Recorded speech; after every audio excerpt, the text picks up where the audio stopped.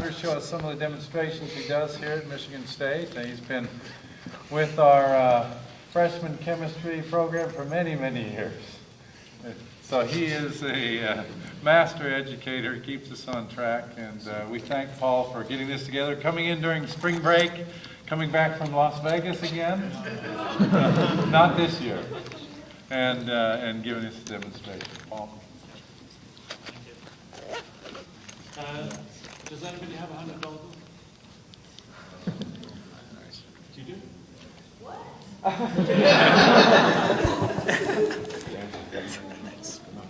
Oh, get that Ben Franklin down.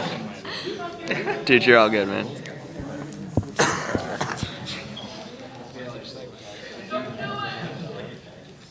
I'm going to burn it.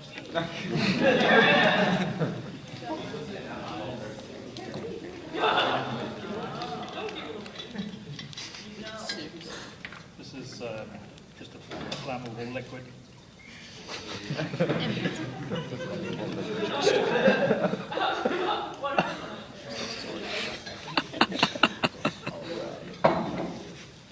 Actually, you can do the honors if you like. Would you like to light it? You can do it. I'd rather you did it. That'll be your fault.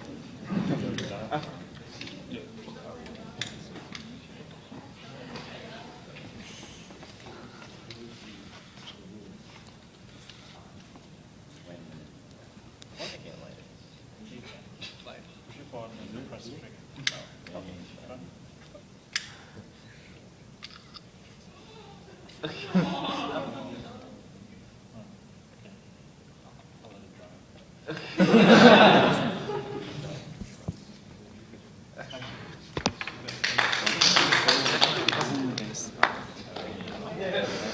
It's just a flammable. Nice. I'm going to do some of the demonstrations that we do in the general chemistry courses here at Michigan State University. We try and do one every week just to illustrate the principles. That's what we try and teach the students. These are some, I think, some of the more interesting ones. The ones that either explode or catch fire or something like that. The problem is, of course, that the ones that catch fire tend to fill the room full of smoke, so we have to do them, do the smoky ones at the end, and we'll have to do them fairly quickly because you'll probably want to evacuate.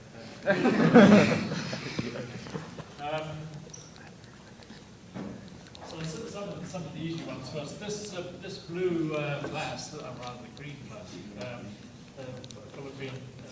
this is water with a slightly alkaline because I've added sodium hydroxide to it. And then, at the bottom there's some phosphorus. Now you may know that phosphorus ignites when it is exposed to air. But of course when it's underwater it's relatively safe.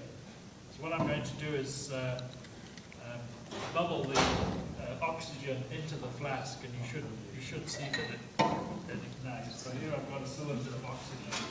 Yeah, I wish my camera focused now.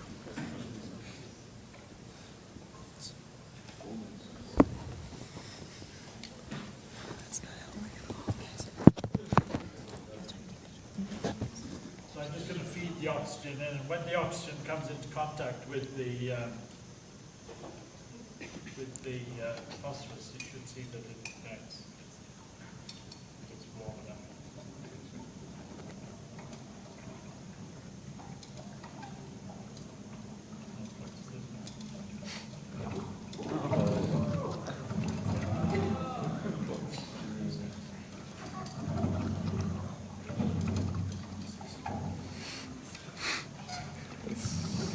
Potions master.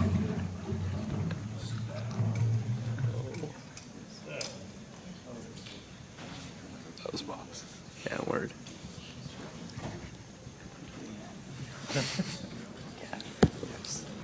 You'll notice that the water in the phosphorus changed colour. It was green because it was slightly alkaline, and now it's changed colour. There was a universal indicator in the flask, so my question is, why has it changed colour? Right. When the phosphorus burns, it forms phosphorus oxide, which reacts immediately with the water to form phosphoric acid, because the phosphoric acid neutralizes the base in the solution and changes the color of the indicator. So, another demonstration we do involves kinetics. This is an example of a catalyzed reaction. Here I have a bottle of hydrogen peroxide, which you may know liberates oxygen. It does so very slowly by itself. So the mechanism of the reaction is very slow if you just leave it by itself. It is a substance that does decompose over time, so it's usually kept in a refrigerator to slow the decomposition down. But you may have noticed that if you put hydrogen peroxide on a cut, it bubbles. Have you noticed that? Yes. Do you know why that happens? Because it's killing something, I don't know. There is an enzyme in your blood that catalyzes the decomposition of the peroxide. That's what causes the effervescence. The effervescence, you see, is the oxygen being liberated. So this is a 30% solution of hydrogen peroxide. It's a little bit stronger than you put on a cut on your hand. But if you look very closely at this, it's difficult to see anything happening. There is the occasional bubble coming off the, coming through the liquid as it decomposes, but it's a very slow reaction. So what we're going to do is speed up the reaction by adding a catalyst. The catalyst isn't going to be blood, it's going to be potassium iodide. Use blood if you like, but that would be used to. I will slit my wrists for this. This is just some Dawn dishwashing liquid, which obviously does not catalyze the decomposition, because basically nothing happens when you add the detergent to it. But now I'm going to add the potassium iodide, and you should see the reaction speeds up.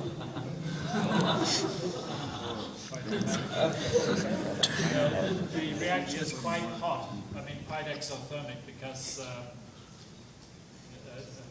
foam is quite hot. You see the steam rising from the top. So,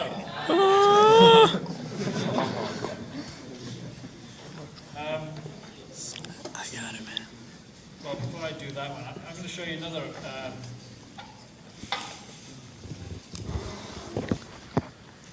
reaction. This involves what's called a supersaturated solution. A supersaturated solution is a solution where the concentration of the solute exceeds the solubility. In other words, there's more solute dissolved in the solution than there should be. It's a thermodynamically unstable state. And you may have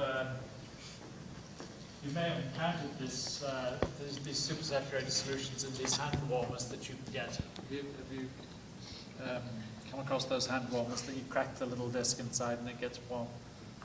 Yeah. So this is actually the same solution. The hand warmer gets warm because as the system goes from a thermodynamically unstable state to a stable state, of course, energy is released.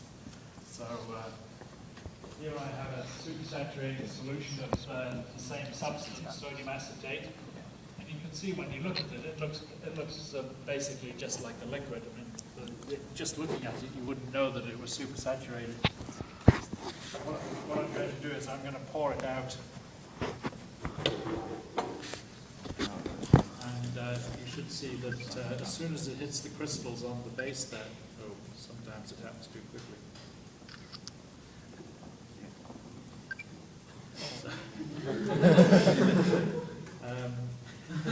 You see what happens. Just give it the slightest encouragement that the solution, all the solute comes out, all the excess solute comes out of the solution, and the whole thing just solidifies.